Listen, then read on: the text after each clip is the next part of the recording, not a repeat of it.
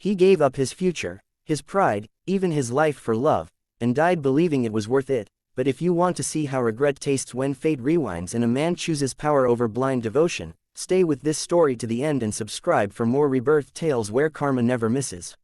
He died on a rain-soaked overpass with the taste of blood in his mouth and the name of Lin Yu on his lips, remembering how he had once sold his late mother's apartment to pay for her overseas tuition, how he had worked 3 jobs so she could wear designer clothes and smile brightly beside other men, how he had knelt in a hospital corridor begging doctors to save her father while she answered another man's call, and how, in the end, she stood behind the glass wall holding hands with her new fiancé as the machines around him went flat, whispering that he had been useful but never important, and then the darkness shattered into blinding white light and he woke gasping in a familiar cramped bedroom with peeling wallpaper, the calendar screaming a date from 10 years ago, the year he first met Lin Yu, the year he still had everything to lose, and as panic turned to clarity, he realized fate had handed him a second life not as mercy but as a test, because the first call that rang was Lin Yu's sweet voice asking him to skip his job interview and accompany her shopping, and in his past life he had agreed instantly, throwing away the interview that would have changed his future,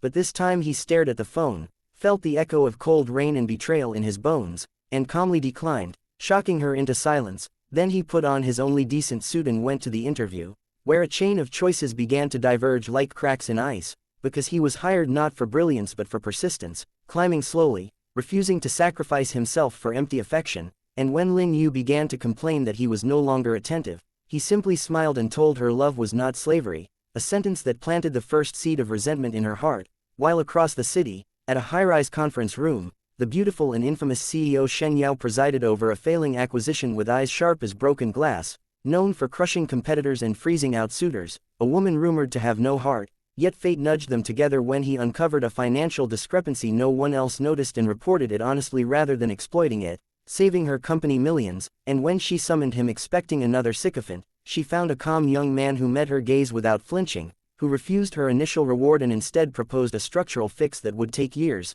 and she laughed for the first time in months, promoting him against all opposition, pulling him into a world of ruthless boardrooms and sleepless nights where he learned that strength was not domination but responsibility, and as he grew, Lin Yu watched from the sidelines as her safety net frayed, because the man who once paid her rent now questioned expenses, the man who once apologized for everything now set boundaries, and when she threatened to leave, expecting him to beg, he simply nodded, and she left convinced he would crawl back. But days turned into weeks and the silence terrified her more than anger ever had, while Shen Yao tested him relentlessly, pushing him to breaking points, firing him publicly once to see if he would compromise ethics to return, and when he refused, she reinstated him the next day, announcing to the board that integrity was more valuable than obedience, making enemies for both of them, and in late nights over city lights, fragments of vulnerability slipped through her steel armor as she spoke of inheriting a company at 24 after her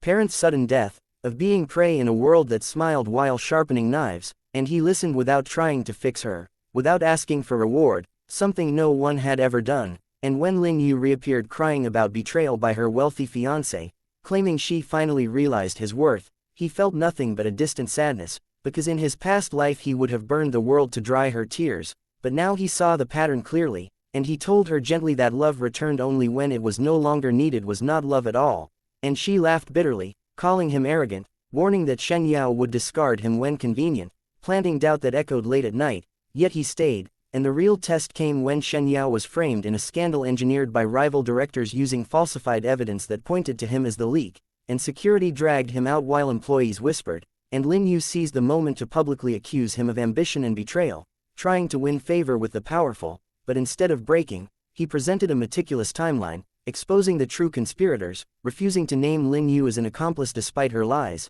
and when the dust settled, Shen Yao stood before the board and offered her resignation to protect the company, and he shocked everyone by standing beside her, offering to resign as well, stating loyalty was not weakness but choice, and for the first time, she looked at him not as a subordinate but as an equal, rejecting the board's demand and purging the traitors instead, an act that saved the company at immense personal risk, cementing their bond through fire rather than comfort. While Lin Yu watched her own opportunism backfire, blacklisted quietly, doors closing one by one, and she finally understood that the man she discarded had grown beyond her reach, and when she cornered him in a cafe, asking if he ever loved her, he answered honestly that he once loved an illusion, but had learned to love reality, and left her staring at her reflection in cold glass, and years passed in a blur of expansion and global recognition, with him becoming Shen Yao's most trusted partner, rumors swirling about their relationship, which they ignored until one night on a balcony overlooking the city where she asked him why he stayed despite knowing her flaws, and he replied that rebirth taught him love was not sacrifice unto death but walking forward together,